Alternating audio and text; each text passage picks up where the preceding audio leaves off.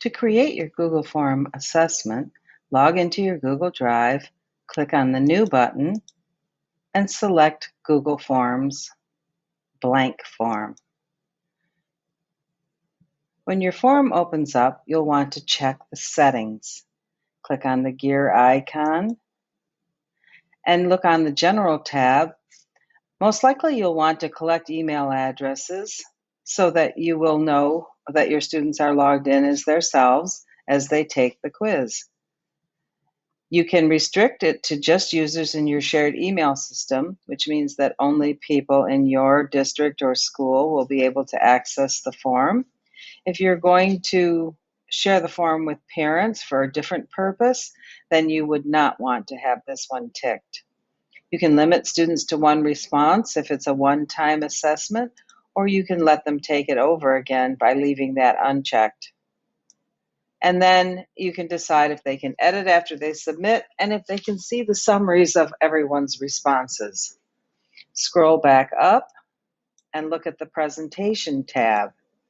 On here, you can show a progress bar. This is very helpful if you have multiple pages in your quiz. You can shuffle the question order so that students get different questions at different points in the quiz. This will work okay in most situations, but if your questions build on each other, you would not want to choose the shuffle question order.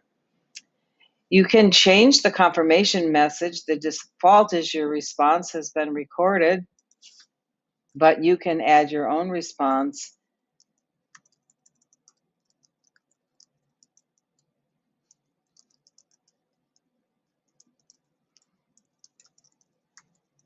Can't type. And then you'll want to last look at the Quizzes tab. And on that tab is where you turn it on to make this a quiz.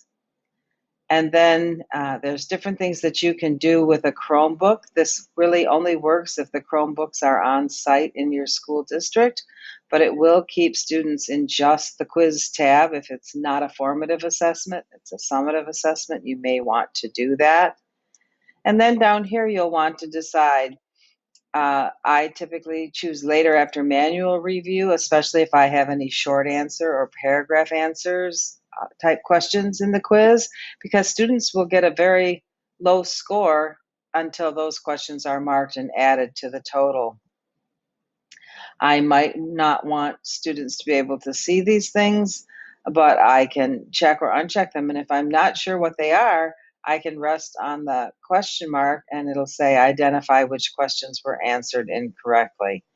And so once I have these settings on all three tabs the way I want them, I can click Save, and I'm ready to move to the next step in making my quiz.